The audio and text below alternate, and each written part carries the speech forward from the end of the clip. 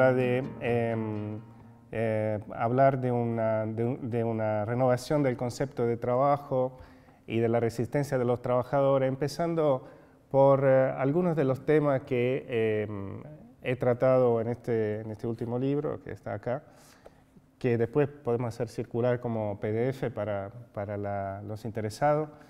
Es un libro que, bueno, viene después de un recorrido de investigación mío personal de 15 años, en el cual estuve haciendo estudios, como Lucas ha mencionado, sobre diferentes áreas y aspectos del trabajo y en particular siempre con el enfoque sobre la organización de los trabajadores.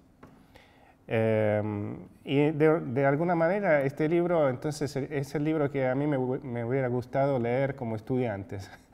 Y porque digamos, fue un ex post y por eso me gustaría que los estudiantes lo puedan leer, porque no porque lo escribí yo en realidad soy compilador, hay muchos más que participan de este libro, sino justamente porque creo que da una perspectiva que puede ser muy útil sobre cómo entender el trabajo y no solo como concepto, sino también como mundo del trabajo. La idea que está detrás del libro era la de abrir una discusión, romper ciertos paradigmas que existían en el ámbito de los estudios del trabajo, en particular en la escuela anglosajona. Yo me formé ahí en esa escuela y en esa escuela, digamos, el enfoque ha siempre sido un enfoque bastante institucional y adentro del cual había ciertos actores que participaban de relaciones laborales adentro de un sistema de relaciones laborales donde había leyes, regulaciones, instituciones de negociación colectiva y, por supuesto, había sindicatos.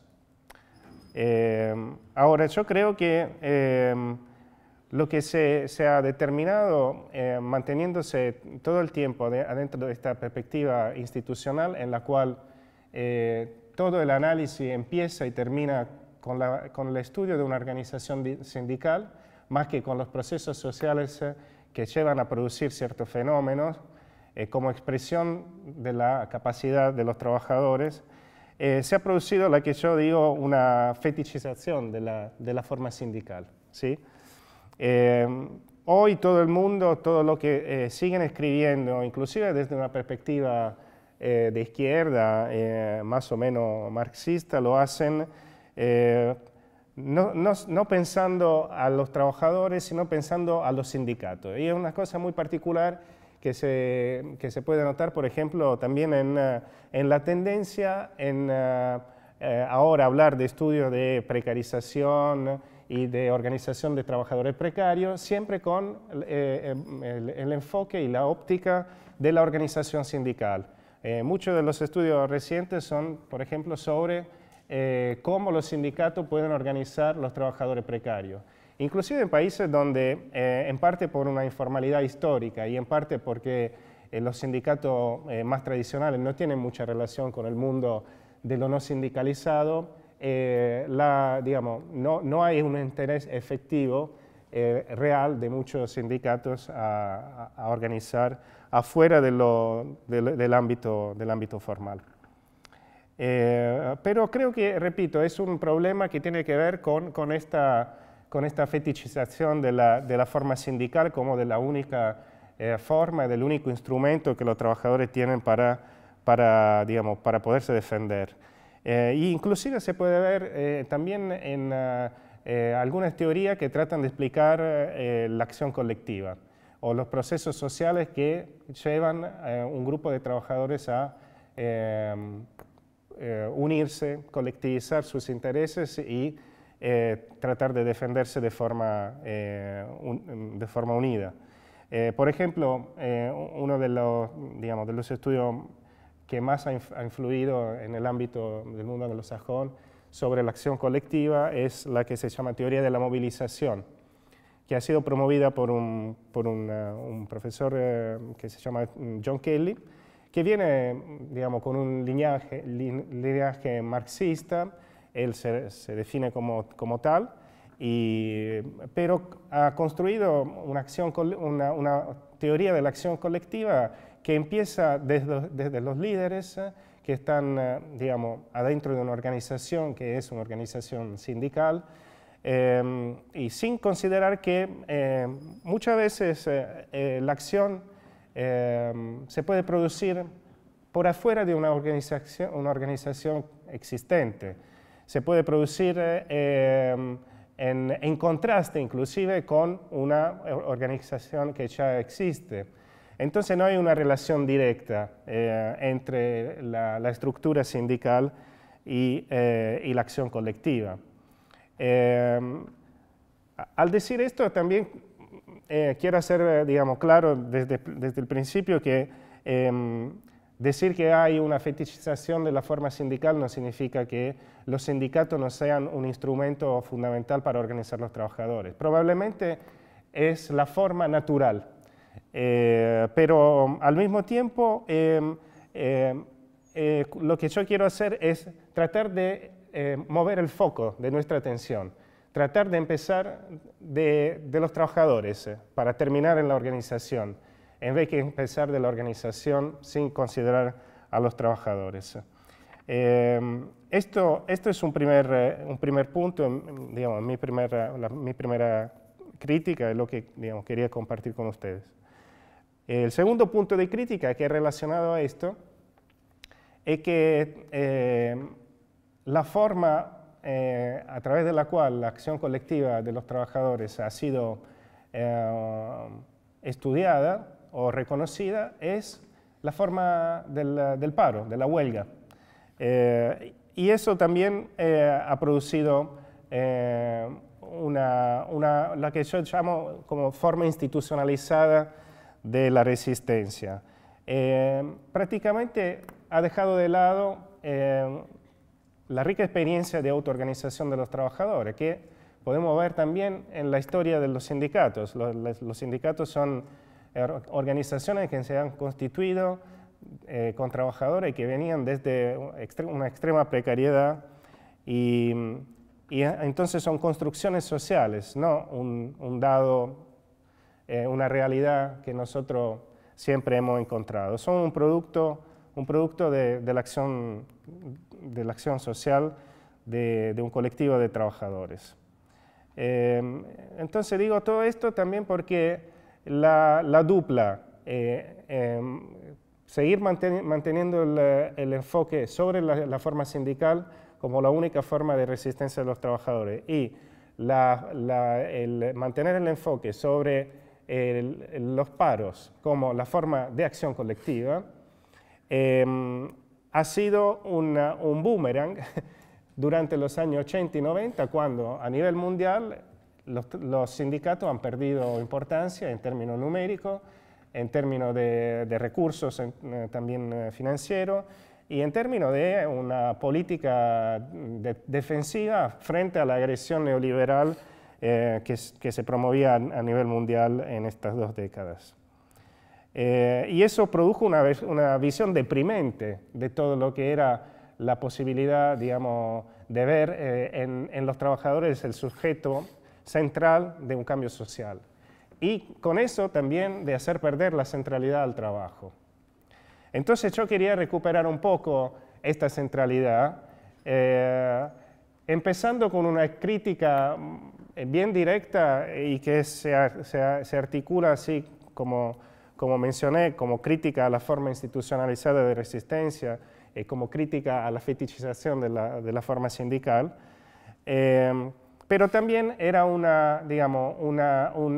tentativo entonces de buscar después respuesta en otra disciplina. Quería ver si estas eran las limitaciones de la disciplina de las relaciones laborales, más en general de la sociología del trabajo,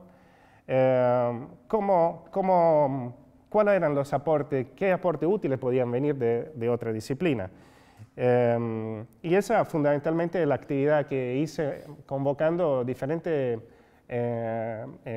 docentes e investigadores a contribuir a este libro y a tratar de ampliar entonces el concepto de trabajo. Y después de haber hecho esta actividad, el resultado ha sido que lo que yo compartía como crítica adentro del marco de mi disciplina de formación, de las relaciones industriales, laborales y de la sociología del trabajo, era compartido también por otra disciplina, por la historia social, por la geografía del trabajo, por la economía política, por el feminismo. Se criticaba, ¿qué se criticaba? La unilateralidad, la parcialidad, o como podrían decirlo los ingleses con esta palabra que lo explican todo, de one-sidedness, ¿no? La parcialidad, entonces, ¿de qué? Del concepto de trabajo, porque es un concepto de trabajo cuya categoría conceptuales son, en larga medida, algunas de las categorías marxistas que han sido utilizadas, que están todavía ancladas en una visión, a mi modo de ver, típica de la estructura social del siglo XX. Entonces, por ejemplo, desde la historia social, lo que se critica es la visión tradicional de la clase obrera. Un poco la pregunta que se ponen los historiadores es la de decir, bueno, ¿cuál es la clase obrera que nosotros como historiadores siempre hemos analizado? Seguramente no podemos limitar nuestra visión a la clase obrera industrial, así como por décadas y décadas los mejores estudiosos de la historia social han hecho. No que sea equivocado ese tipo de análisis, ha producido muchos avances. E.P. Thompson hacía una historia de la clase obrera inglesa, de la más tradicional, pero al mismo tiempo era una visión bastante anclada en la figura del proletario típico del siglo XX, muy fabril, industrial, hombre, empleado colectivamente, muy estructurado, representado por sindicato. Acá vuelve el sindicato, entonces, como forma de organización también estudiada por muchos historiadores. Pero todo eso dejaba de lado la realidad del capitalismo en todas sus diferentes fases, de hoy y de ayer. O sea, la posibilidad de que el capitalismo se desarrolla no solo como a través de la explotación de la fuerza de trabajo asalariada, sino también de la explotación de fuerza que no es tan asalariada como el salario formal, es una fuerza que trabaja de forma esclava o semiesclava, y hoy también tenemos muchos ejemplos de esto. Giovanni mencionaba Brasil como un lugar donde hay esclavitud hoy en el siglo XXI. Entonces, digamos, ¿dónde están todos estos trabajadores?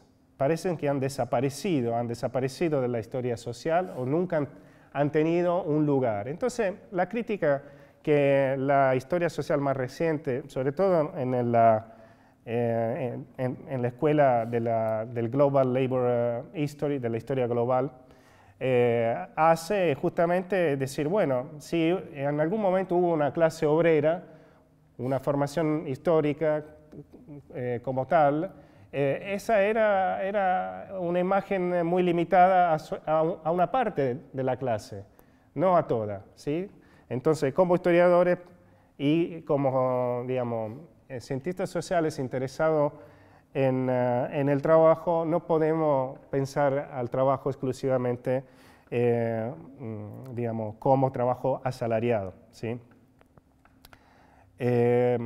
Decía que también viene una crítica parecida a esta parcialidad de nuestra conceptualización del trabajo, que viene del feminismo. El feminismo, sobre todo en su origen y en particular en la variante del feminismo autonomista italiano, criticaba la visión productivista del trabajo, o sea, la visión del trabajo como trabajo asalariado, una vez más, o sea, solo el trabajo que tiene un valor en el mercado, que se vende en el mercado, es trabajo, el resto no lo es. Y eso en el idioma inglés, digamos, hay dos conceptos diferentes, y también creo, para Marx había dos conceptos diferentes, porque en el alemán también. Dustin por ahí me va a ayudar con esto, como el concepto de work and labor. Todo lo que, digamos, recién ahora se está hablando de work, pero siempre se habló de labor, porque se hablaba siempre de labor and capital, capital y trabajo. Esto en castellano es único el concepto, entonces, digamos, este problema no se ve, ¿no? Pero decía, entonces, la crítica feminista a la visión productivista del trabajo, ¿no? Entonces, la pregunta y la crítica al mismo tiempo que las feministas hacían era ¿cómo no considerar el trabajo de reproducción social? Todo el trabajo que es fundamental para constituirnos como seres viventes en salud mental y física, comido, lavado y listo para producir en el mercado. ¿Cómo no lo consideramos si es fundamental para que después el trabajador como fuerza que se vende en el mercado tenga y produzca valor para la acumulación capitalista? En realidad siempre fuimos engañados.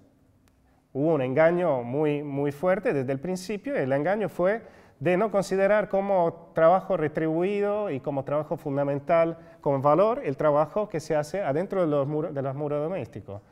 Pero en realidad el nivel de salario de un cierto momento histórico podía mantenerse solo y soltanto porque había un trabajo impago que caía en la mayoría de las veces sobre las espaldas de las mujeres. Entonces, la crítica a la visión productivista, entonces no podemos considerar como trabajo solo el trabajo que tiene una presencia, un valor en el mercado, ¿sí? El trabajo de reproducción social es fundamental.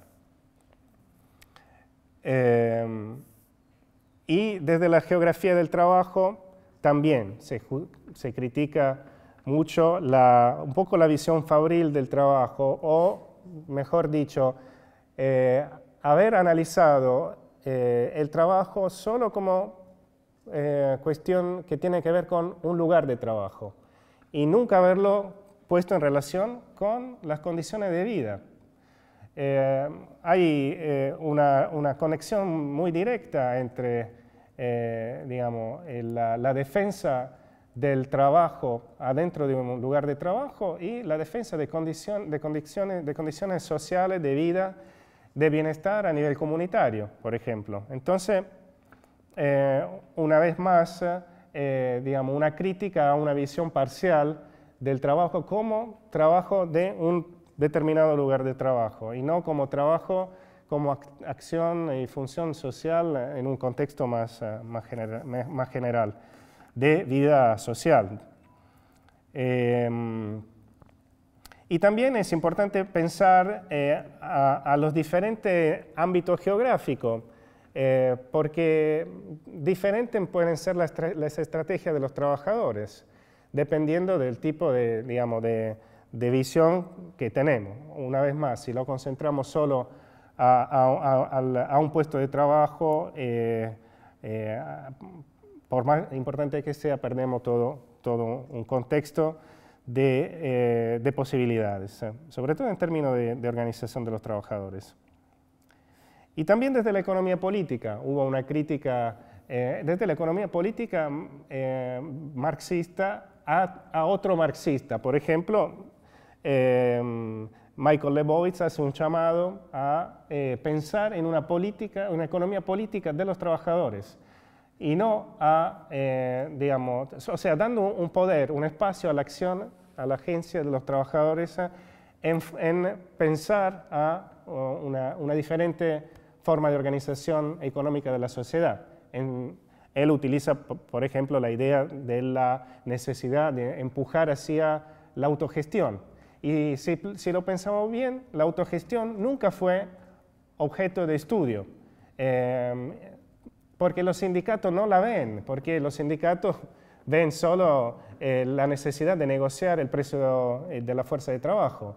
No existe una posibilidad de pensar al colectivo de trabajadores como un colectivo que se autogestiona. Entonces da una respuesta que es resolutiva muchas veces de una situación de crisis económica y al mismo tiempo es, digamos, presenta una alternativa, que es lo que ha pasado en Argentina alrededor del 2001 con la recuperación de fábrica. Una respuesta de los trabajadores, una acción colectiva de los trabajadores por afuera de los sindicatos y que apostaba a resolver una situación concreta, pero al mismo tiempo presentaba una alternativa. Esa es una política económica de la clase obrera, de la clase de los trabajadores más en general.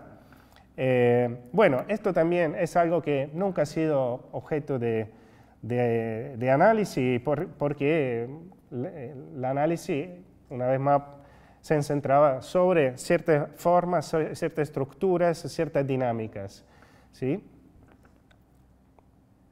Y si nosotros pensamos todos estos problemas que desde diferentes disciplinas, problemas y críticas que desde diferentes disciplinas han venido a flote en los últimos años, consideramos estos problemas que tienen que ver con nuestra análisis de los fenómenos que tienen que ver con el trabajo y los trabajadores, adentro del contexto de globalización, digamos, hay estos conceptos y estas parcialidades de los conceptos parecen más grandes aún. ¿Por qué? Porque la globalización ha producido cambios importantísimos en términos de tipo de trabajo, en términos de organización de trabajo, porque los procesos tecnológicos han sido muy rápidos, hay cambios constantes, en todos los ámbitos de acumulación, productivo o financiero, no importa. Entonces, hubo un cambio importante de lugares de trabajo. La mejoría del transporte ha hecho posible o más fácil la delocalización de estructuras productivas, la deindustrialización de áreas geográficas, y la deindustrialización ha creado, obviamente, una fragmentación de la fuerza de trabajo y una desaparición de la fuerza de trabajo industrial, que era la base de una conceptualización parcial, ahora podemos decir, de la clase obrera como clase obrera industrial. Cambio también a nivel de poder geopolítico, geoeconómico. Hoy China digamos, es una realidad importantísima porque digamos, la dinámica de las relaciones laborales y de la producción en China tiene un efecto directo en los salarios de los consumidores en todo el mundo, porque al tener acceso a bienes de consumo baratos, los salarios pueden ser reprimidos. Se pueden achicar. Entonces hay una dinámica global real, no ficticia. O sea, hay fenómenos que están en conexión directa. Así, lo mismo como, digamos, siempre pensando en China, China es un gran comprador. Para China de comprar materia prima y bueno, y hay un problema con la industria del cobre en Chile, por ejemplo, o para de comprar soja en Argentina, bueno, y eso trae sus consecuencias. Y también lo que hubo con la globalización fue una llegada del mercado de trabajo a lugares donde antes prácticamente no existía. Por ejemplo, en muchísimos lugares de África, la población vivía y todavía se vive de una economía de subsistencia o de semidinero. donde el dinero es parte, pero no es la vida, no es la posibilidad de estos grupos sociales de reproducirse. Y ahora estos espacios se están reduciendo porque las tierras de África están siendo ocupadas por grandes multinacionales productoras de commodities agropecuarias. O porque, y porque entonces hay un desplazamiento de grupos enteros de población hacia la urbanización y la dependencia entonces de un mercado sí monetario y de necesidad de vender la fuerza de trabajo. Hay procesos, como dice David Harvey, de constante acumulación por disposición, ¿sí? Y de los cuales, digamos, la disposición del trabajador que pierde el valor que produce con su trabajo es una de las disposiciones, pero hay mucha más, ¿no? ¿Y qué otras cosas con la globalización? Bueno, así yo diría, ¿no? Sí, también el consumo, ¿no?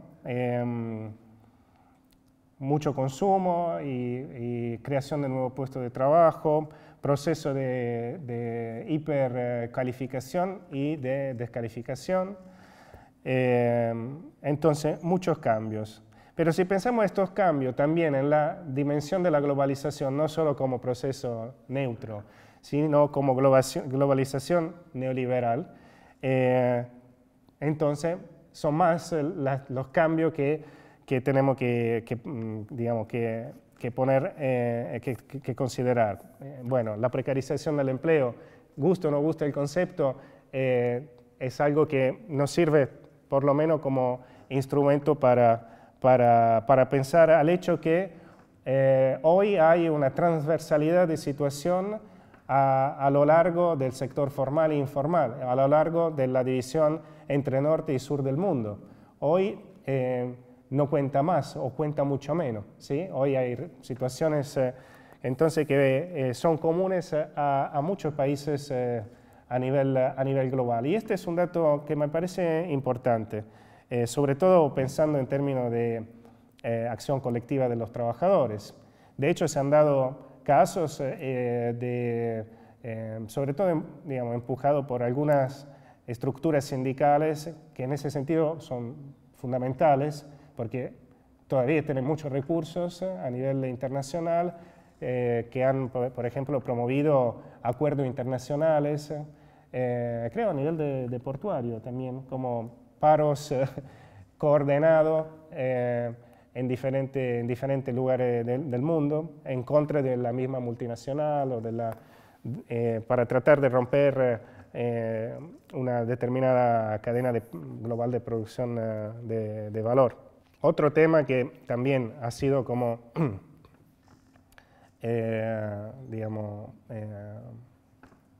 inflado o que es una condición casi determinante del desarrollo global neoliberal, es la criminalización de los inmigrantes. Esto también en todo el mundo, en regiones más o menos prósperas. En la misma China, el migrante rural que va a trabajar en la ciudad es discriminado y al mismo tiempo es empujado hacia el trabajo en la fábrica.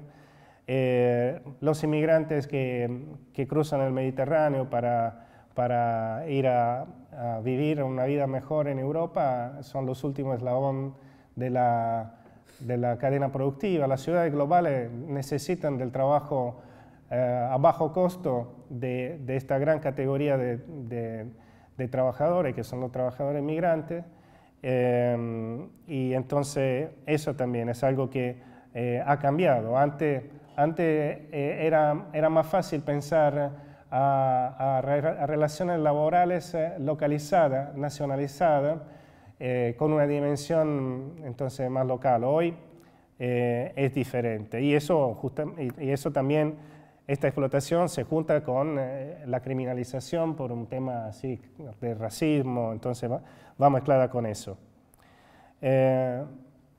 Entonces, frente a todos estos cambios,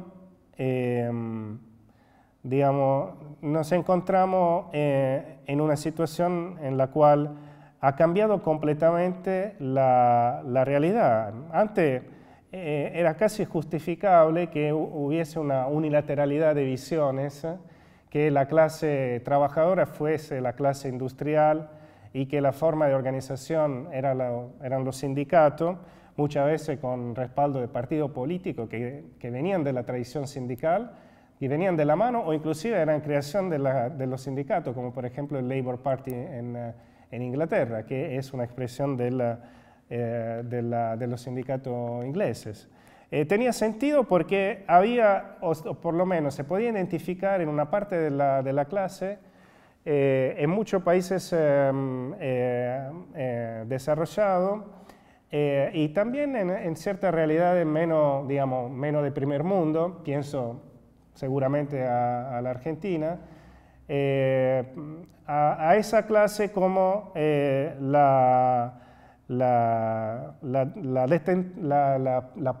que poseía la capacidad y la centralidad de representar a los trabajadores. Y esto sea desde una perspectiva reformista que desde una perspectiva revolucionaria, ¿sí?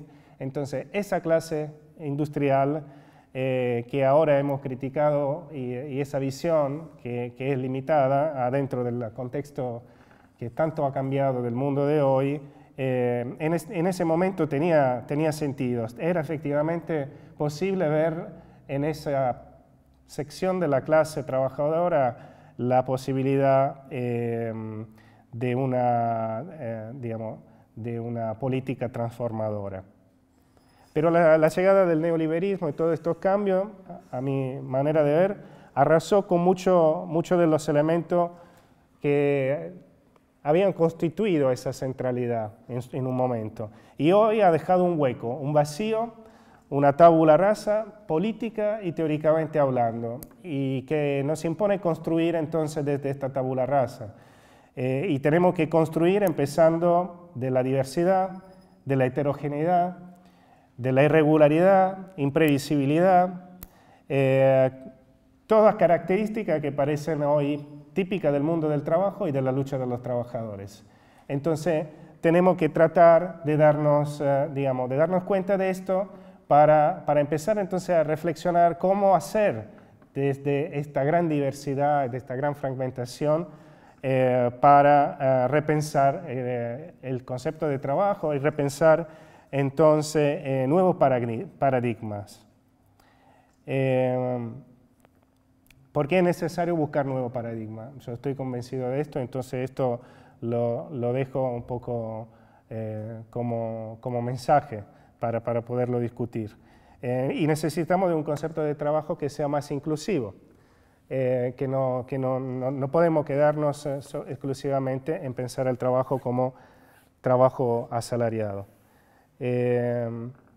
Y hay muchos ejemplos que nos invitan entonces a repensar al trabajo de forma más inclusiva. Entonces a pensar, así como dice un sociólogo norteamericano que se llama Denning, tendríamos que empezar a pensar a descentralizar el trabajo asalariado, a pensar el trabajo no solo entonces como trabajo asalariado, y a pensar que hay trabajadores que vienen del mundo no típicamente asalariado, que se constituyen como colectividades de trabajadores, como organizaciones de trabajadores que se defienden en forma diferente que la forma sindical. Voy a dar dos ejemplos. Uno, el caso de los Worker Center en Estados Unidos, que son asociaciones de natura mutual. Son centros de asistencia a trabajadores inmigrantes, jornaleros, muchos de ellos. Le dan un respaldo legal, los ayudan con, presentaciones e instancias, así tienen un bufete de abogados que los ayuda, y son organizaciones que están bancadas, sponsorizadas, como sostenidas por un conjunto de organizaciones que van desde lo étnico, religioso, los sindicatos tradicionales de Estados Unidos, que están arraigadas en un determinado territorio.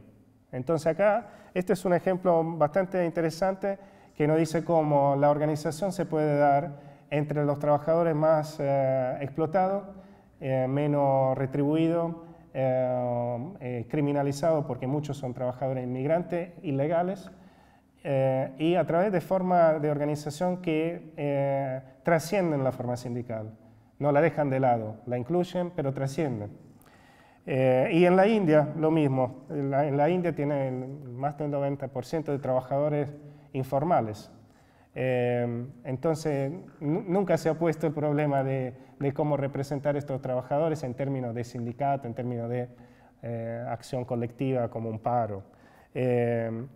Simplemente ellos han logrado tratar de modificar de a poco, con dificultades, sus condiciones, haciendo lobby sobre el poder político.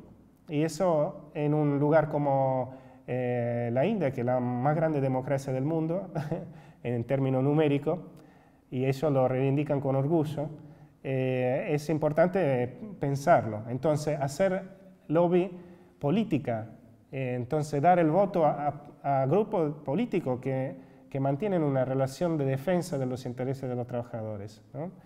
Y bueno, entonces otro ejemplo de cómo, lejos de ser desorganizados, están empujando para tratar constantemente de mejorar sus condiciones, pero a través del poder político y por afuera de una estructura sindical, pero en forma colectiva, obviamente. Siempre hablamos de eso, ¿no? La unión hace la fuerza, esto lo sabemos todos, ¿no?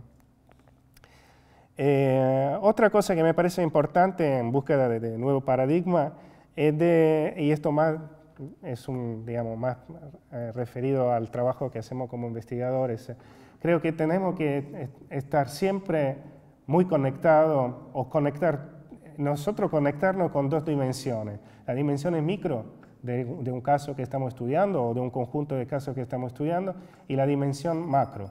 Entonces, pensar siempre que ciertos fenómenos y ciertos procesos se dan adentro de una dinámica que globalmente y localmente es movida por un proceso de acumulación de capital que tiene ciertas características. Entonces, al conocer esa, también podemos conocer mejor la realidad micro que estamos estudiando. Y esto también es un antídoto a una cierta, una cierta dependencia con el caso de estudio, que se ve mucho en el ámbito de la sociología del trabajo, en todas las dimensiones locales, en muchas sociologías, yo lo he visto. Y a veces se leen un montón de casos que potencialmente son muy interesantes porque son descripciones profundas de cierta realidad, pero que están completamente desconectados de la realidad sociohistórica adentro de la cual los casos se han analizado o adentro del cual se desarrollan, o inclusive no tienen coherencia con un conocimiento, o por lo menos no lo explicitan, de cuál es el contexto institucional legislativo, y esto es muy importante también para explicar casos.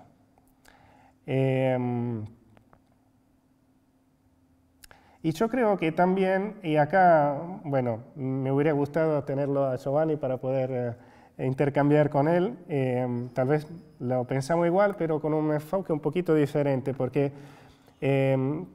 yo creo que cuando él habla de maquinofactura, entonces de esta necesidad hoy de, digamos, este nuevo modelo de desarrollo y de dinámica capitalista en la cual se le pide al trabajador un aporte de conocimiento en la producción de valor, y entonces su énfasis sobre los productores de valores como productores de valores dentro del mercado.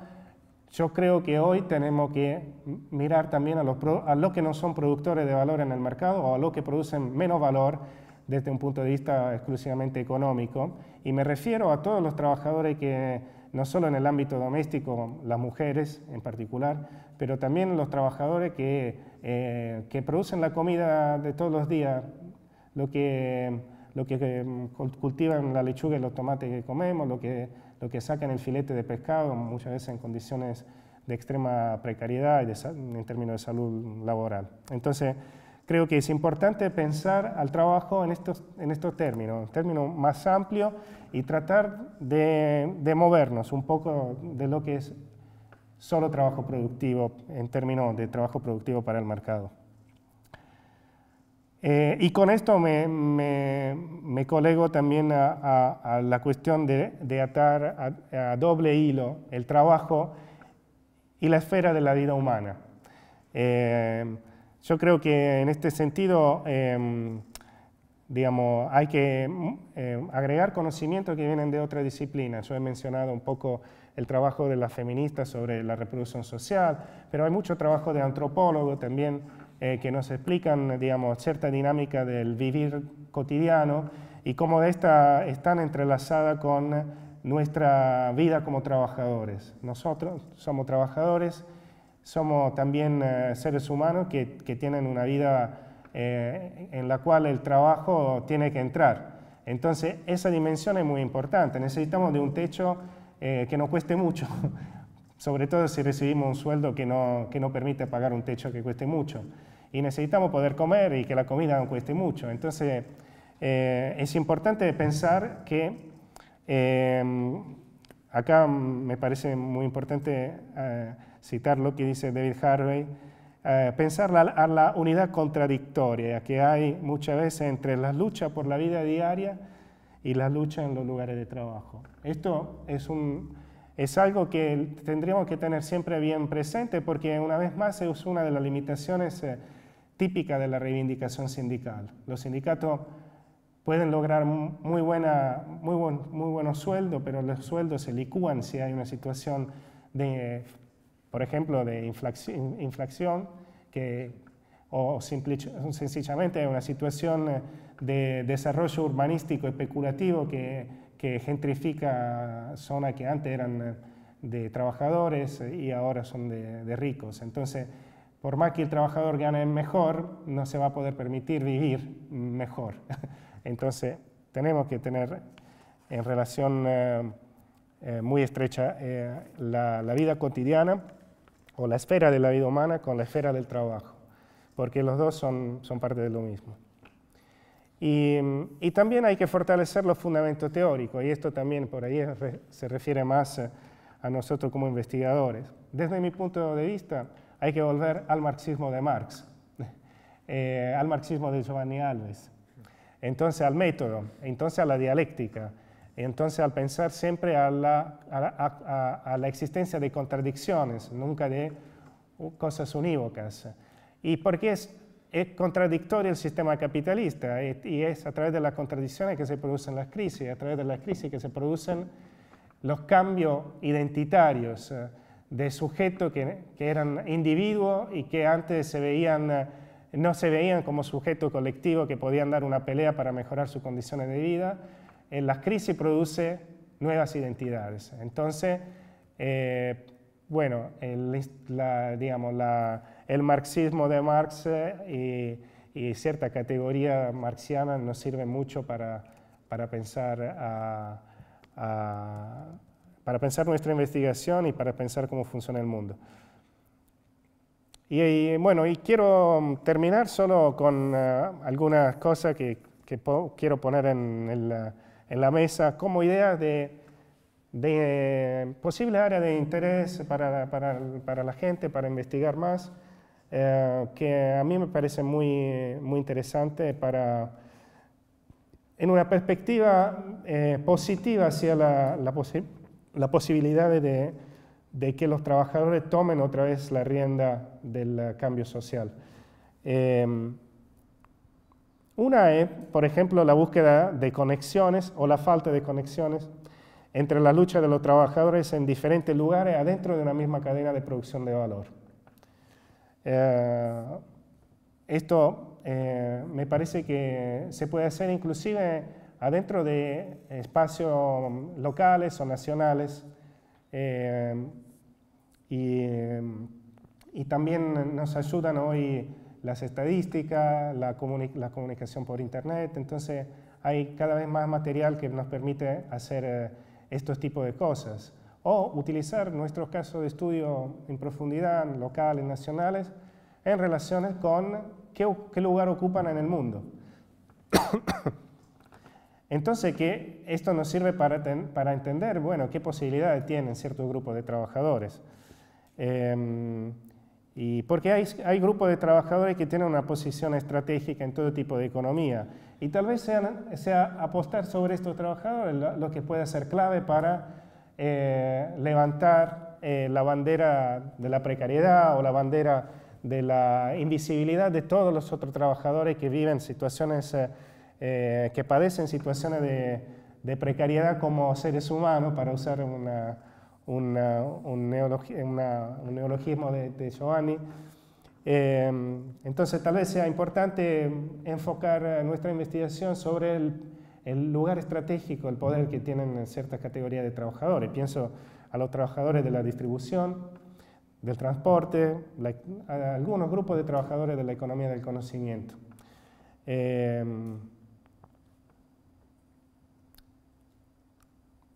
Después, y acá presento lo que tal vez sea mi investigación del futuro, no sé si va a funcionar, pero a mí me parece que está muy bueno pensar a las ciudades globales, a las ciudades grandes, y a los diferentes regímenes de trabajo que hay dentro de una ciudad, y entonces a los diferentes regímenes de precariedad, si queremos así decirlo, y de cómo el trabajo se articule de forma muy estrecha con la vida cotidiana, ¿no? Entonces la ciudad me parece que puede ser como un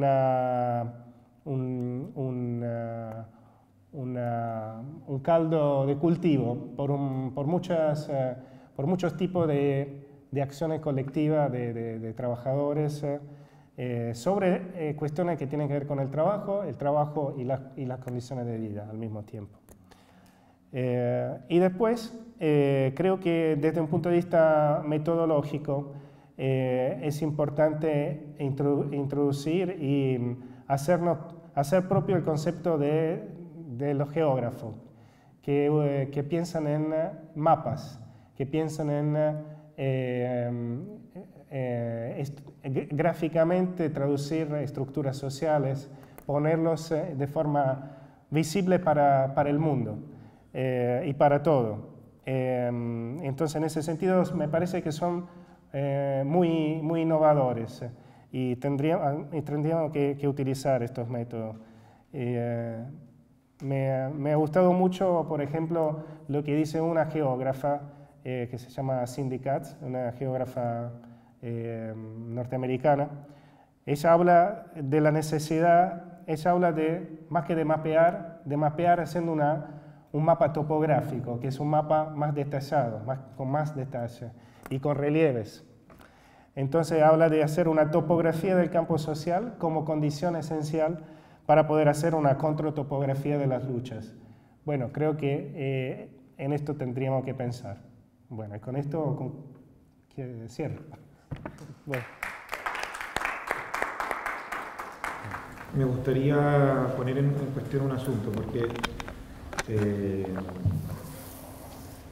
bueno, así como ha sido toda esta jornada, como fue la participación del profesor Giovanni Alves, con la tuya, el vínculo con la política o con la transformación política o con la transformación social es permanente. O sea, acá no hay un trabajo de mera descripción, sino que de una descripción o de una caracterización o de un estudio para quizá algo así como encontrar las condiciones necesarias, las condiciones de posibilidad para la organización finalmente de lo de las trabajadoras. Y ahí entiendo el esfuerzo de no solamente repensar el trabajo bajo estas nuevas condiciones de globalización, etcétera, sino también de repensar la forma de la organización de los trabajadores, que aparte que son dos cosas que no se pueden separar.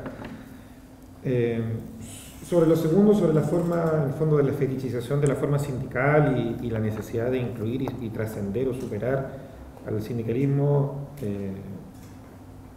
o sea, no voy a hacer muchos comentarios.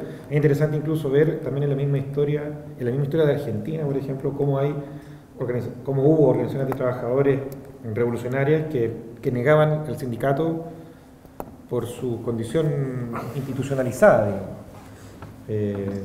O alguna vez un dirigente me dijo, oye, si el sindicato es amarillo por excelencia, no tiene otra posibilidad. Son burócratas. Es reformista, ahora es lo que hay también.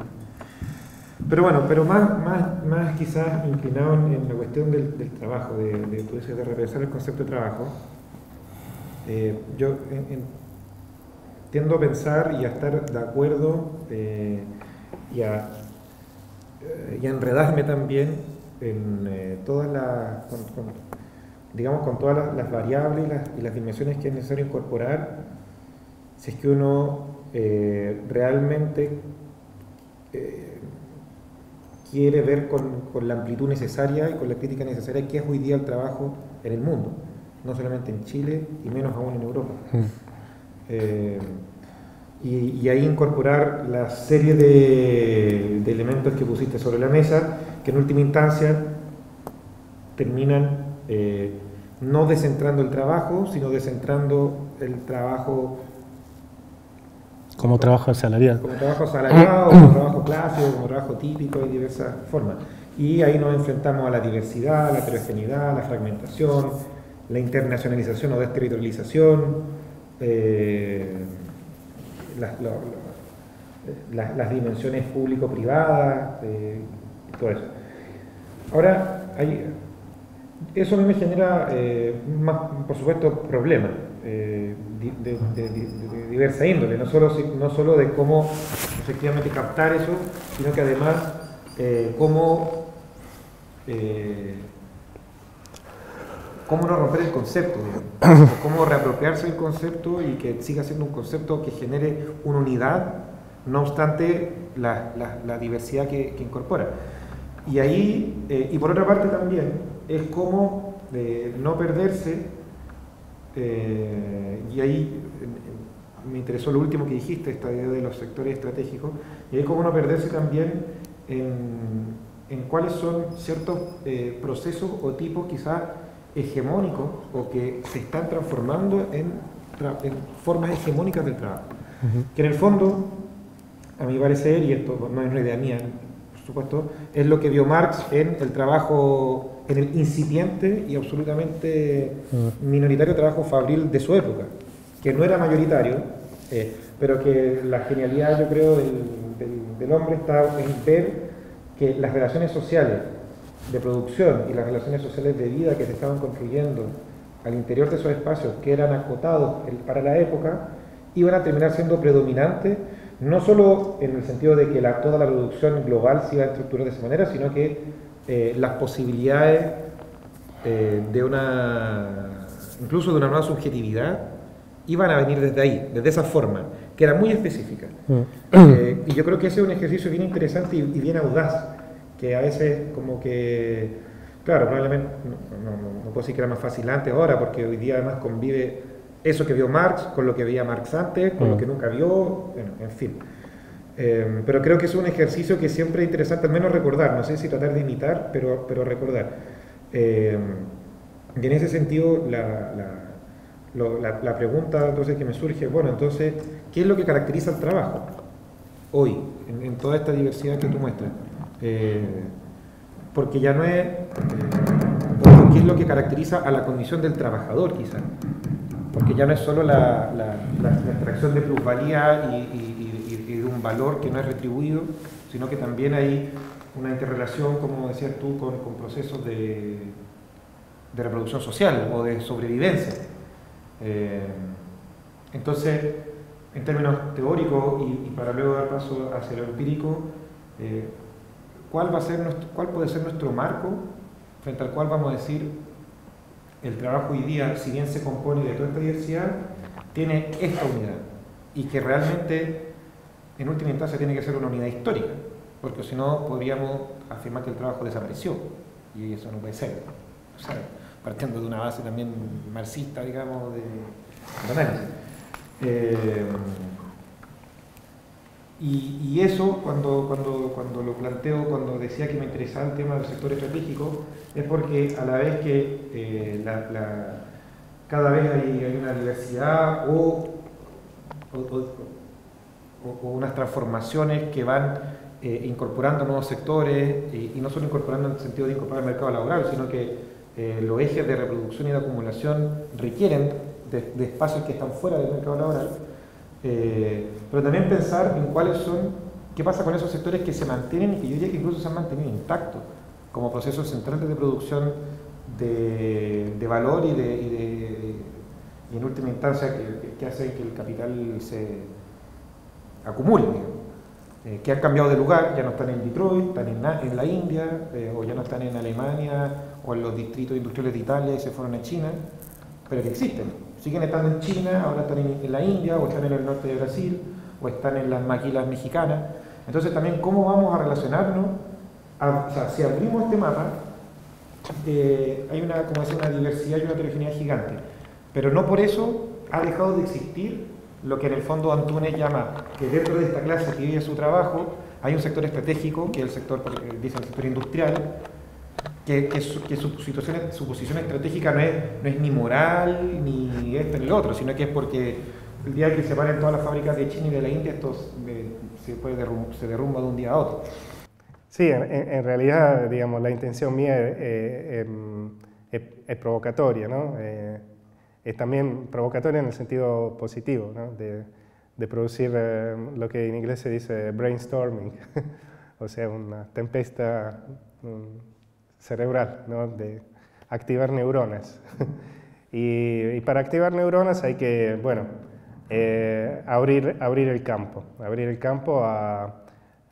y sobre todo, digamos, liberarlo de conceptualizaciones un poco viejas, que son las que, digamos, he criticado. Lo político creo que sí, es fundamental. Yo creo que esa es una dimensión que también haría nuestro trabajo de investigación a nivel global mucho más penetrante, y entonces el mensaje podría ser mucho más penetrante. Si todo el tiempo nos quedamos en la descripción o nunca tomamos una posición clara y nunca llamamos con nombre y apellido lo que hay que llamar con nombre y apellido, entonces si nunca hacemos la conexión de nuestro microcaso con el valor que tienen para explicar fenómenos más grandes, no avanzamos mucho, ¿no? Entonces, creo que la dimensión política es fundamental. Y se puede hacer política en una business school, por más raro que parezca. Se puede hacer en muchos ámbitos. También llamando las cosas por ahí con otro vocabulario, y eso es un poco una crítica que también tendríamos que movernos. Yo veo mucho así un uso inflacionario, diría, y del concepto de clase obrera, como una vez más clase obrera industrial, y no sé, grupo de investigadores que se llaman, digamos, se hacen referencia al marxismo, pero hablan con conceptos que son, la verdad, conceptos que tenían los de la nomenclatura de los partidos comunistas. Y también, no sé, habría que rever ciertos vocabularios, no digo concepto o categoría marxista, que son, que habría, de cierta forma, habría que reactualizar, pero también es un tema de vocabulario. Acá me parece, una vez más, la sabiduría de David Harvey es útil para entender esto. Él, por ejemplo, con el concepto de disposesión, entonces de acumulación por disposesión, sí, es en inglés dispossession, está, digamos, tratando de utilizar, porque se lo preguntaron en una entrevista, y del por qué él había, digamos, utilizado este concepto y no el concepto de explotación, ¿no? Y él dice, bueno, que tal vez en otro idioma diferente, pero que en inglés decirle a una persona, you've been dispossessed, te han sacado algo que es tuyo, es mucho más penetrante que decirle, te han explotado, ¿no? You've been exploited. En inglés no tiene la misma capacidad de penetración que en castellano. Entonces, bueno, eso también es algo que podríamos pensar, ¿no? Tratar de utilizar un vocabulario un poquito más sexy, no, un poquito más así como que todo el mundo pueda entender, ¿sí? Que todo el mundo pueda entender. Y también utilizar entonces, hacer el marxismo más fácil para que la gente lo entienda. El mismo Marx no nos ha hecho las cosas fáciles porque leer sus textos es bastante complicado. Entonces necesitamos también ahí como avanzar un poco, y hay marxistas que están tratando de hacer las cosas más fáciles para que ese conocimiento tan potente y potencialmente emancipador sea de conocimiento más colectivo. En relación al discurso, bueno, de cuál sería entonces hoy digamos, el agente social central, no lo sabemos. Creo que igual tenemos que empezar de asumir esta diversidad y de asumir esta amplitud de interpretación, de visión del mundo del trabajo y de los trabajadores. Pero más allá de hacer categorías, ¿no? Si uno es más o menos precario, si uno es más o menos garantizado, si uno vive más o menos en situación de pobreza. Creo que es más importante justamente buscar conceptos que puedan ser útiles para trascender y entonces para unificar, para tratar de homogeneizar lo que es deshomogeneizado, sin con eso inventar sujetos históricos que no existen, por supuesto. Y tal vez lo que tenemos que hacer es, bueno, fijarnos en cómo diferentes tipos de trabajadores son utilizados, por ejemplo, en la cadena global del valor, ¿no? Entonces, utilizar los conceptos capitalistas de producción global para entender la potencialidad de los trabajadores en esa cadena de producción, que esa es una potencialidad enorme, si efectivamente conseguimos atar diferentes experiencias de trabajadores. Y hay sectores estratégicos en un montón de lugares, y muchas veces entre los trabajadores más explotados y más pobres. Acá en Chile tienen el ejemplo de los trabajadores del salmón y de los trabajadores de la fruta. Dos commodities que se exportan, que generan valuta y que son producidos por trabajadores de los más explotados.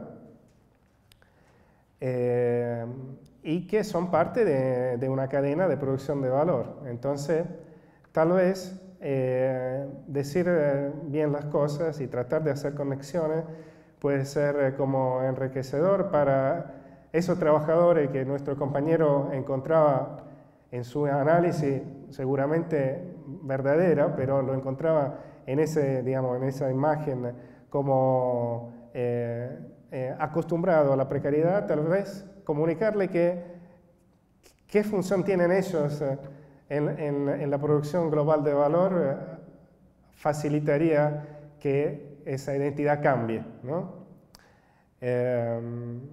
Y bueno, y por supuesto hay ciertos grupos de trabajadores que pueden ser, pueden conseguir mucho para más, no solo para su grupo. Entonces es importante también que los más estratégicos sean los más politizados, pero en un buen sentido, que sepan qué función tienen, ¿no?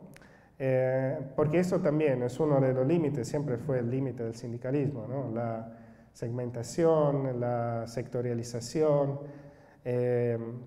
Más vale que no podemos pensar de hacer héroes y mártires de gente que común y corriente, ¿no? Pero sí, decirle que, bueno, si quieren esa podría ser un camino, ¿no? Una posibilidad. Y muchos grupos de trabajadores han sido la vanguardia de movimiento, inclusive de movimientos obreros más, digamos, de los movimientos obreros del siglo XX, ¿no?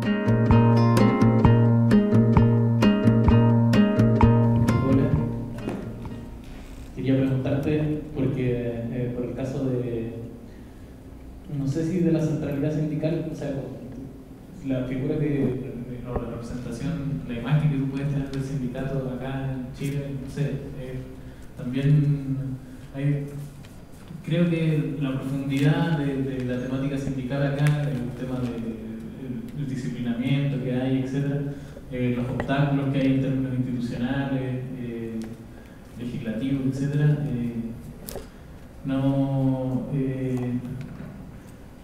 permiten también, o sea, hacen que haya una mayor demanda por buscar otras formas de organización colectiva de los trabajadores que no pasan por estas regulaciones institucionales que al final también se convierten paradójicamente en mecanismos de castigo y de vigilancia al interior de los espacios de trabajo. Pero aún así, o sea, los sindicatos siguen teniendo una centralidad en el tema de la organización y representación de los intereses de los trabajadores. Yo quería preguntarte si nos podías contar un poco por estrategias sindicales que imbrican o están atravesadas por esta representación imaginaria, de decirlo de alguna forma, o subjetiva de un trabajo mucho más ampliado. Es decir, por ejemplo, los métodos de organizing, o sea, de repertorios sindicales que avanzan en transformar su figura de trabajador hacia el espacio del no trabajo o más allá de la fábrica, digamos. Organizing y modernizaciones sindicales, que más o menos lo que conversamos en términos de transparencia, democratización de las estructuras sindicales, como procesos que alientan dinámicas de inclusión más allá del espacio fábrica, que podría ser un repertorio interesante para poder volver a articular tal vez un concepto de clase mucho más ampliado. Respecto a lo mismo, el tema de la centralidad sindical y de la estructura sindical, que desde el marxismo se ve de una forma desde el sujeto histórico que hace la revolución, que es el trabajador, el obrero fabril. ¿Cómo se puede dar cuenta hoy día de una situación que se vivió en Europa, el M15, marzo 15, cuando se mueve gran cantidad de habitantes de España? En Nueva York también ocurrió algo similar. En Chile hubo experiencias como fue la movilización de la Patagonia, de Aysén, que se tomaron la región, que uno desde categoría marxista puede decir que hay un efecto de doble poder, porque el poder institucional no logra ordenar ni reprimir de tal forma la situación que no la resuelven, sino que mediante una negociación directa entre esa masa movilizada, sin una estructura sindical ni una organización concreta para resolver el tema. En definitiva, esos movimientos sociales que son muy potentes, luego de un punto muy álgido se desarman como agua, no queda una estructura, no queda una posición política ni la intención de llegar a alguna estructura de poder para hacer las transformaciones que ellos mismos están pidiendo, sino que explotan, lo demuestran, pero dejan que las mismas instituciones traten de resolverlo. En ese sentido, quiero mencionar una experiencia, a propósito de lo que yo comentaba ayer también, de mi paso por Brasil. Conocí esta central sindical con ruta que se llama Central Sindical y Popular. Allí se reúnen, una de las pocas, creo, no sé qué lo hace, no solo trabajadores sindicalizados, sino que movimientos de mujeres en lucha por la opresión que sufre la mujer, LGBT, lesbianas, gay, transexuales, también están considerados movimientos raza, quilombo raca que les dicen ellos, que son los negros, y tienen expresiones así súper estructuradas, cada uno de ellos dentro de esa central sindical y popular, en que le dan cuotas o porcentajes de decisión sobre lo que se hace, y que son experiencias nuevas que se están dando y que quizás pueden estructurar una forma distinta de dar las peleas. Y el surgimiento de movimientos sindicales por fuera de las centrales sindicales normales. En Italia sé que existe no austerity, así creo que se llama, no austeridad. En Grecia, en España han surgido SICOBAS o COBA, comités por la base, fuera de las comisiones obreras o de la UGT, que eran los sindicatos históricos. ¿Qué sabes tú de esa organización y qué posibilidades tienen de reorganizar el movimiento sindical por fuera de las estructuras normales? Empezando por el hecho que muchos sindicatos hoy organizan sectores de servicio o sectores públicos. Y entonces son organizaciones sindicales que ya son multisectoriales. Y eso permite que tengan un acercamiento más que otras organizaciones hacia la organización de trabajadores no representados, que son todavía trabajadores marginalizados, precarizados, que vienen un poco de lo informal. Por ejemplo, hace poco en Londres hubo una campaña de movilización que surgió de la base de un grupo de trabajadores latinos, suramericanos, que hacían la limpieza de los edificios de la Universidad de Londres. Y ellos, bueno, tenían empezaron a movilizarse para tener un sueldo decente, un sueldo mínimo.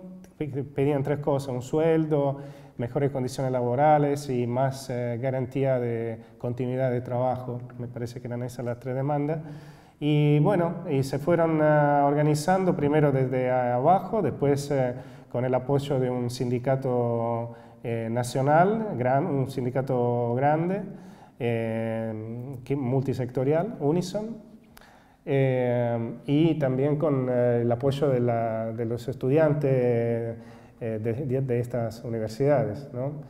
Y bueno, han logrado muchas de las cosas que pedían, pero digamos, por lo que yo sé, he leído, dentro de una dinámica bastante conflictiva con la estructura sindical tradicional. Pero bueno, es un experimento que se ha dado y que se da, digamos, con bastante frecuencia, sobre todo en sindicatos, como repito, que tienen por ahí más digamos, un alcance general. Son sindicatos generales que salen de un sector particular. En Estados Unidos está otro sindicato que empezó como organizando los trabajadores de hotelería, que eran muy precarizados, muy informal, inmigrantes, y era un sindicato de servicios, servicio y empleo más del sector público. Se llama SEIU, Service Employee Union, no sé, algo por el estilo.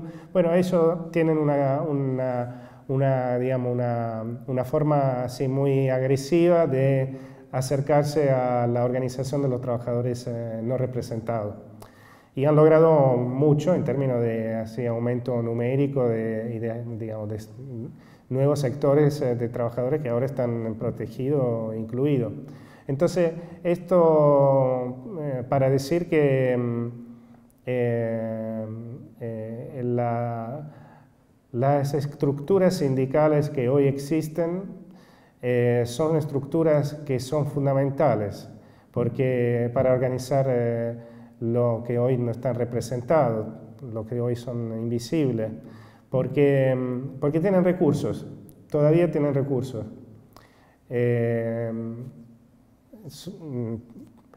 No sé, por ejemplo, el partido, el Labour Party en Gran Bretaña sigue recibiendo mucho dinero de los sindicatos, de la central sindical, o sea, de los trabajadores.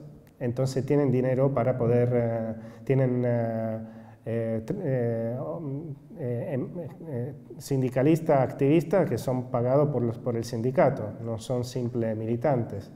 Entonces esto, bueno, es un dato no menor, pero hay que conquistar la cabeza ideológica de muchos sindicatos que más allá de que tengan recursos, por ahí no se quieren digamos, involucrar en ciertas dinámicas que en parte no la ven como propia, en parte y como consecuencia no tienen o piensan de no tener instrumento para poder organizar donde nunca han organizado. Entonces es un tema complicado. Así como es complicada, porque los trabajadores que vienen de abajo, que se quieren organizar justamente para no quedar después desamparados, buscan la organización que ya existe para ser representados, para tener un respaldo. Y esto, bueno, a veces funciona bien, a veces funciona menos bien, funciona normalmente mejor a nivel local, entonces hay sinergia, hay cooperación, y por ahí menos a nivel general o a nivel de política más central. Hay nuevas formas de expresión, como por ejemplo yo mencioné el caso de estos Worker Centers, centros de trabajadores sería, que son, digamos, más sobre base territorial y donde hay una participación múltiple de actores múltiples, de diferentes actores, la iglesia, algunos representantes políticos, sindical, del mundo digamos, del mundo étnico, sobre todo en relación con los inmigrantes. Alguna organización así de soporte a los trabajadores. Entonces hay todo el tiempo un tentativo de los sindicatos tradicionales de tratar de abrirse más hacia el mundo que nunca han representado. También por una cuestión de sobrevivencia, porque tarde o temprano, si seguimos así con este proceso de precarización, digamos, lo que antes eran buenos empleos van a ser empleos de mala calidad, van a ser empleos que por ahí desaparecen porque lo van a sustituir máquinas, nueva tecnología, y esto es un problema constante. Por ejemplo, no sé, trabajadores del Estado, de la administración pública, que son cada vez menos calificados porque hacen cada vez más un trabajo de rutina, y mañana ya vemos que hay una máquina o internet que resuelve los problemas. Hoy muchas certificaciones, documentación la hacemos por internet, o los bancos con la home banking, eso ha eliminado lugares de trabajo, o el check-in en los aeropuertos. No sé, hay un montón de trabajo que, bueno, ya eran poco calificados antes, ahora directamente han desaparecido. Entonces, ahí eran donde por ahí un sindicato de servicio tenía todavía sus afiliados, y el día de mañana no lo va a tener más, pero sí lo va a tener siempre en los trabajadores que preparan comida, porque las ciudades necesitan comida en términos de, digamos, tomate y lechuga, pero también comida preparada cada vez más, porque hay toda una clase social en las grandes ciudades que vive del trabajo de otro, en todo sentido. O sea, vive su vida, depende de la vida de otro, del trabajo de otro.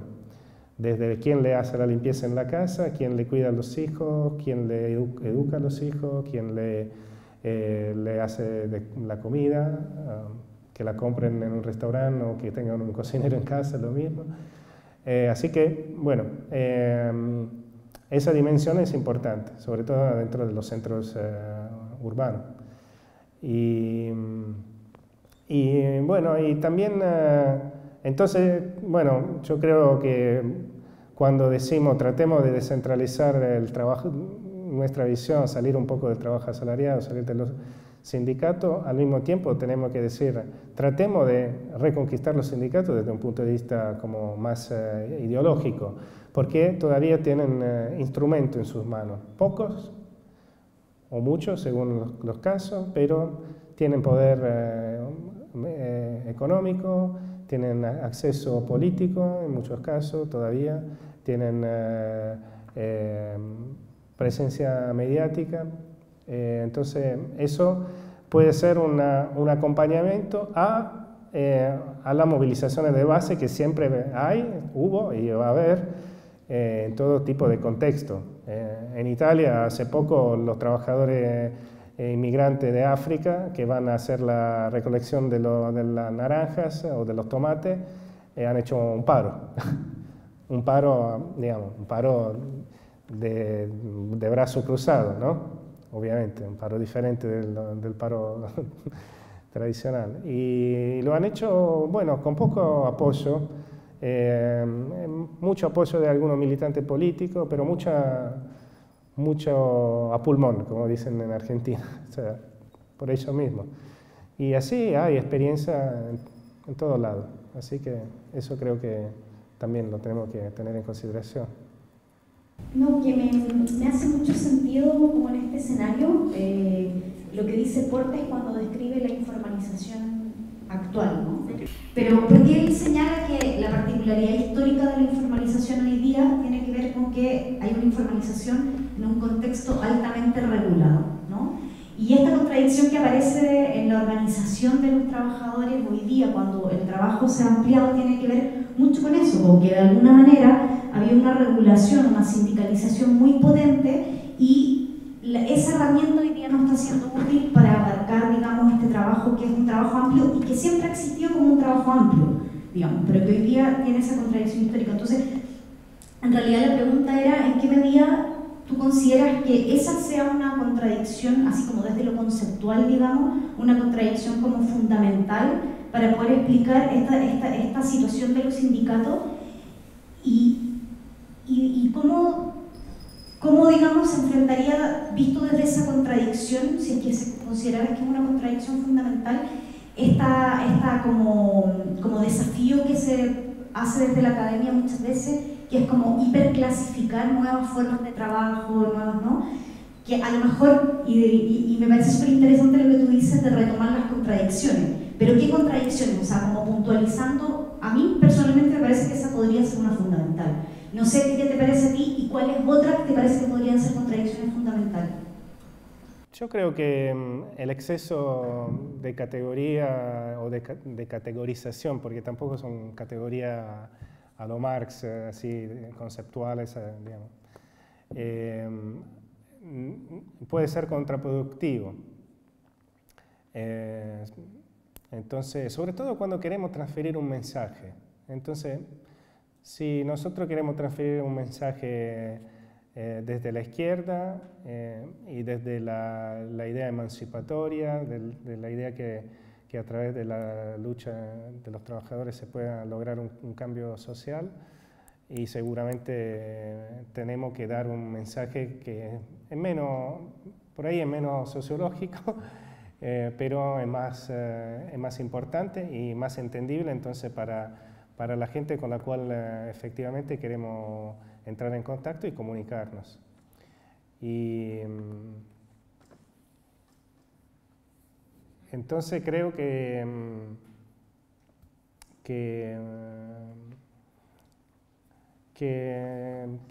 hoy hay muchas posibilidades de hacer un discurso diferente, simplemente haciendo ciertas reflexiones, ¿no? No importa ahora si consideramos un cierto trabajo flexible, formal, informal, menos precario, más precario. Consideramos cuánto es fundamental para la vida de la gente, ¿no? Y para la reproducción del sistema capitalista. Y entonces, si podemos lograr de transferir el mensaje que hay enteras ciudades que viven sobre el trabajo de grupos de trabajadores que no existen, bueno, eso ya es un mensaje importante para poder pensar a algún tipo de cambio, ¿no? No sé si te estoy contestando tu pregunta o me estoy yendo para la rama. Pero hay un punto que tiene que ver Sí.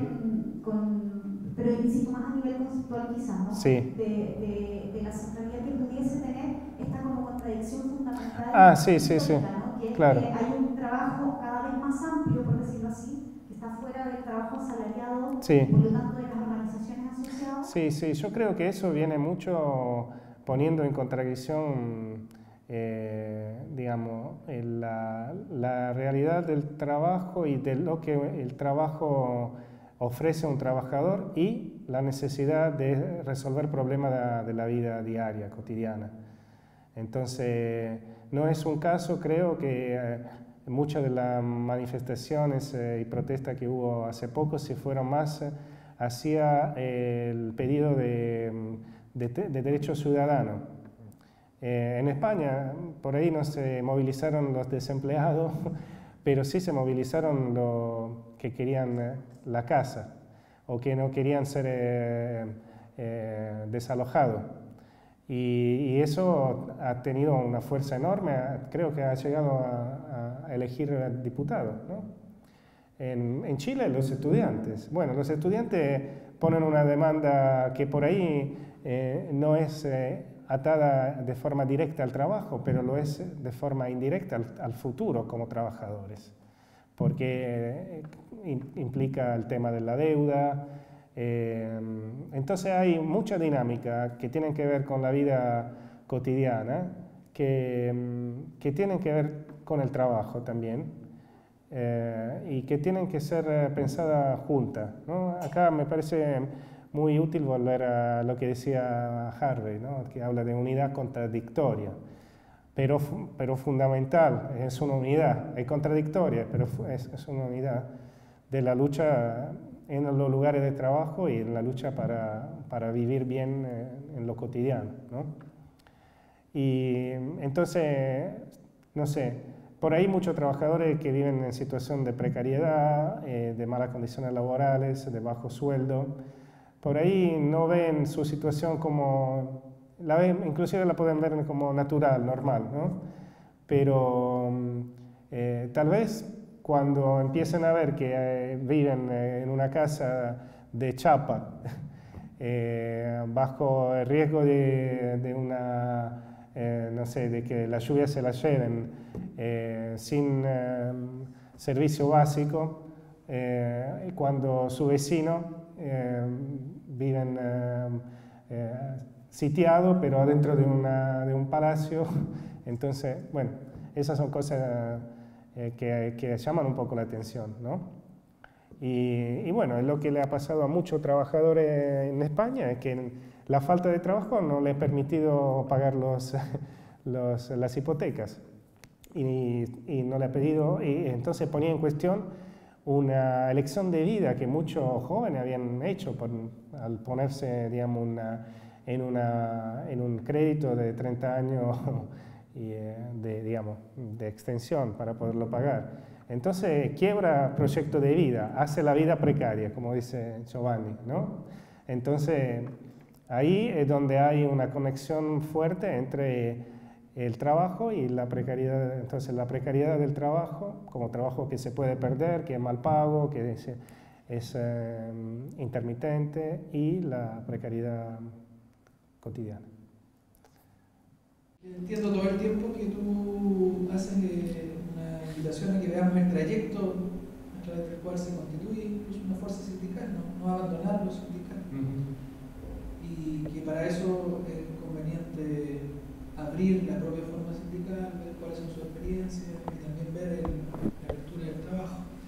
Y junto a eso ha aparecido, creo yo, en tu producción intelectual la idea también de abrir la noción de política. Y esa también hace rato que viene tratando de dársele nuevos aires. Y en América Latina en particular hay algo que yo valoro bastante, pero que el que se ponga en valor no significa absolutizar, lo que sigue y que podría llamar esto de dispersar el poder.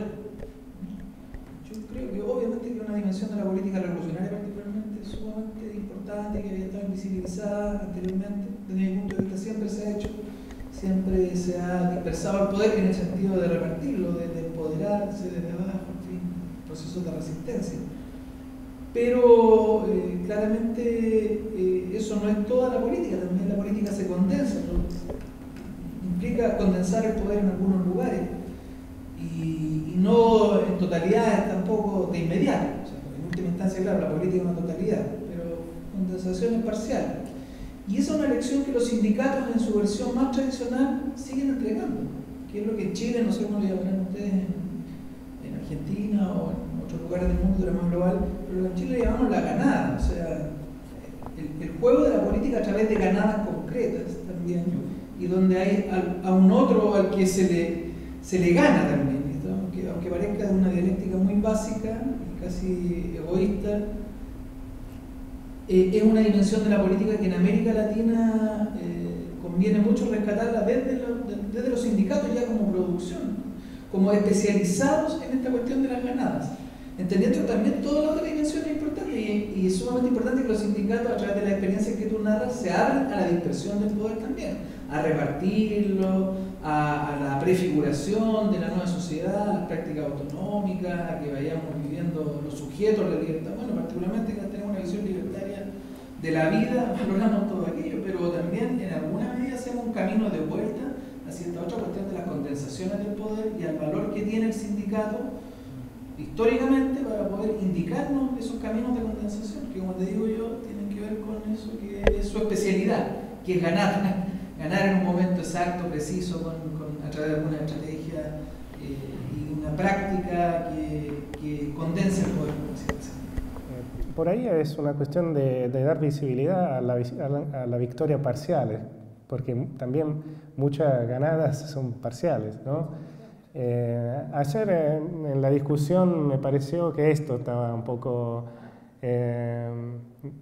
digamos, como que la exposición del compañero minero casi no le daba demasiado valor a todos los logros que han tenido en estos años y como miraba un poco, casi de forma un poco desconfiada al futuro, ¿no? Tal vez porque venían ganando mucho antes o habían ganado mucho antes, ¿no? Pero bueno, hay que, creo, resaltar la victoria y pensar que, bueno, son varias batallas que hay que ganar para poder consolidar también una organización que viene de cero, ¿no? Entonces, el tema que vos levantaste es como que se deshacen estas formaciones. Y desafortunadamente es así. Sobre todo cuando no son acompañadas por el sistema político o por alguna estructura sindical, o también cuando, digamos, se hace mucho hincapié en el pedido al poder político y una vez que ese pedido es más o menos entregado, ahí como que termina la cosa. Pero bueno, no es menor que haya igual estos tipos de formaciones, porque podrían poner la base para algo más estable en el futuro, ¿no? Pero bueno, tenemos que tomar también la realidad por la que es, ¿no? Bueno, gracias.